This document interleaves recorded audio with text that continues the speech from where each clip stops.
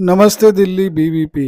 नया दिन, नई सोच। नमस्कार दोस्तों, मैं हूं वीरेंद्र गुप्ता और आप देख रहे हैं नमस्ते दिल्ली बीवीपी। चुनावों की गहमा गहमी और आज तो रिजल्ट आने का दिन था। तो जो लोग राजनीति में रुचि रखते हैं वो सुबह सुबह ही आज टीवी के सामने बैठ गए थे। 8 बजे से रुझान आने शुरू हो गए थे और लगभग 2 बजे तक आते आते स्थिति स्पष्ट होने लगी थी। और जैसी की आशंका थी कि जितने भी एग्जिट पोल आए थे उन सबको धता बताते हुए जो रिजल्ट आया है 4 राज्यों के चुनाव का, वो निश्चित रूप से अप्रत्याशित।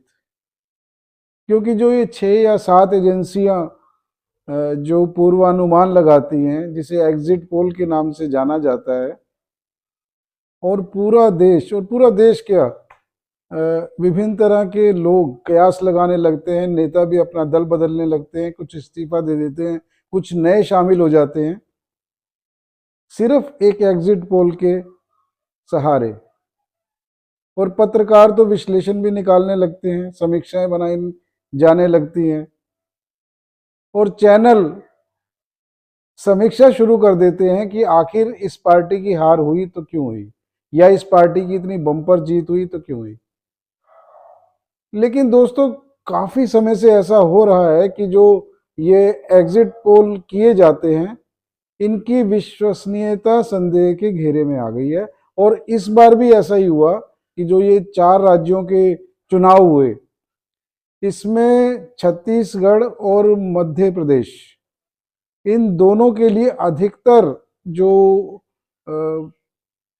ये एग्जिट पोल किए गए, तो उसमें मध्य प्रदेश में कांग्रेस की बढ़त दिखाई जा रही थी। स्लाइट एज थी, मुकाबला संघर्ष वाला बताया जा रहा था, लेकिन एक स्लाइट एज थी जो सबका, अगर आप एवरेज निकालें जितने भी ये एग्जिट पोल करने वाली एजेंसियां हैं, तो उनका ये था। और छत्तीसगढ़ का मामला तो ऐसा था कि उसमें क्लीन स्वीप दिखाई जा रही थी कांग्रेस की। बीजेपी का कहा जा रहा था कि देखिए इस बार हो सकता है कुछ अच्छा प्रदर्शन करें और 25 से 30 सीट शायद निकाल लें। लेकिन अल्टीमेटली कांग्रेस की विजय में किसी को भी कोई संदेह नहीं था। इवन जो बीजेपी के भी बड़े नेता थे, उन लोगों का भी यही कहना था कि देखिए छत्तीसगढ़ को छोड़कर बाकी राज्यों में बीजेपी अच्छा प्रदर्शन करेगी। एक जो विशेष राज्य था राजस्थान, राजस्थान में मुकाबला कड़ा होने की उम्मीद थी, और ये कहा जा रहा था कि जैसा कि परंपरा चली आ रही है कि राजस्थान में हर बार सरकार बदलती है, तो इस बार भी यही होना था, लगभग यही हुआ। लेकिन राजस्थान में भी इतना कड़ा संघर्ष या कुछ ऐसा नहीं हुआ, बीजेपी ने आसानी से मुकाबला जीत लिया। देखिए 2-3, और तेलंगाना की जो बात है, तेलंगाना में भी कांग्रेस को खुद भी शायद इतनी उम्मीद ना रही हो कि वो इतनी आसानी से वहां पर विजय प्राप्त करेगी।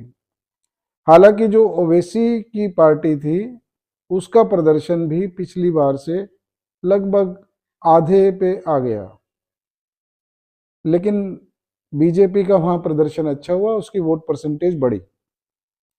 देखिए, मैं जो इस खबर के संदर्भ में जो बात करना चाहता हूं आपसे, वो ये कि इन ये जो चुनाव हुए हैं, इनके जो रिजल्ट आए हैं, इसका 2024 पे क्या असर होने वाला है, कुछ गहरे निहितार्थ इसमें निकल कर आ रहे हैं। उसके थोड़ी सी आज हम बात कर लेते हैं।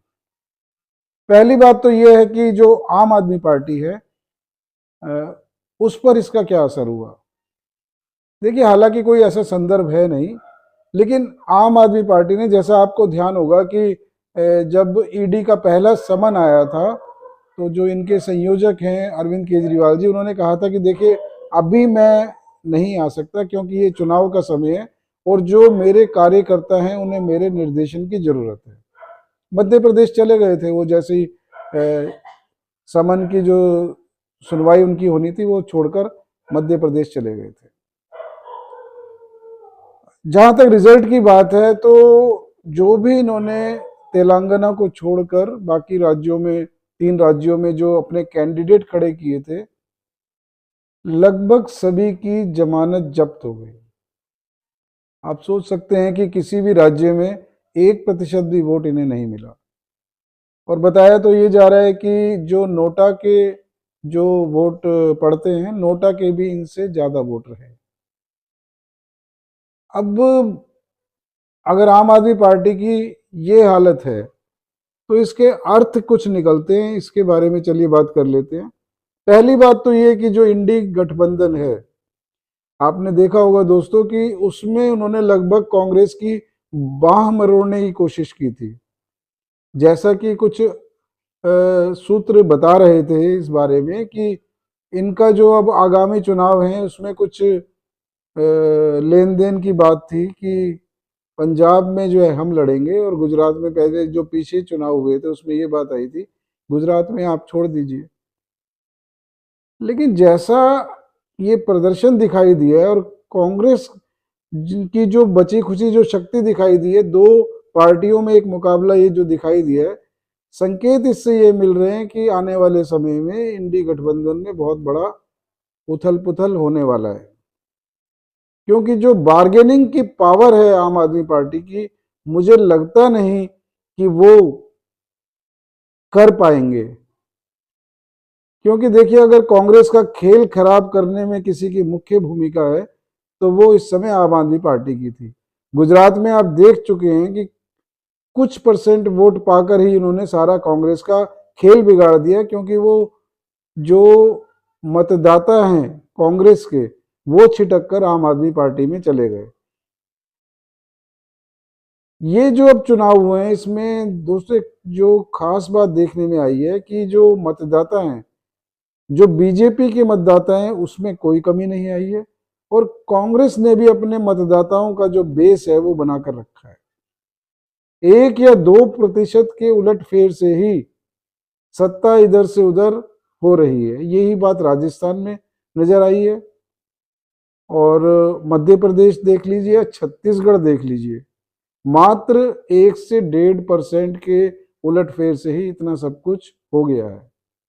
तो सबक लेने वाली बात यही है कि जो क्षेत्रीय पार्टियां हैं वो कितनी बार्गेनिंग कर सकती हैं, क्योंकि मध्य प्रदेश में जो समाजवादी पार्टी के मुखिया हैं अखिलेश जी, उन्होंने बहुत जली कटी सुनाई थी कांग्रेस को और ये कहा था कि तुम अगर हमारे लिए इतना भी नहीं कर सकते तो फिर कोई उम्मीद ना ही रखें तो अच्छा है।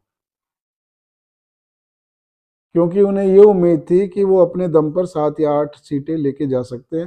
हालांकि उन्हें भी कोई 1% भी वोट नहीं मिला और उनका कहीं नामो निशान नहीं रहा। इसके मुकाबले में जो बीएसपी पार्टी थी मायावती जी की, उसने कहीं अच्छा प्रदर्शन किया। तो आने वाले समय में देखिए इंडी गठबंधन है, इंडी अलायंस, इसमें बहुत बड़ा उलटफेर होने वाला है। केजरीवाल जी की बार्गेनिंग पावर घटने वाली है।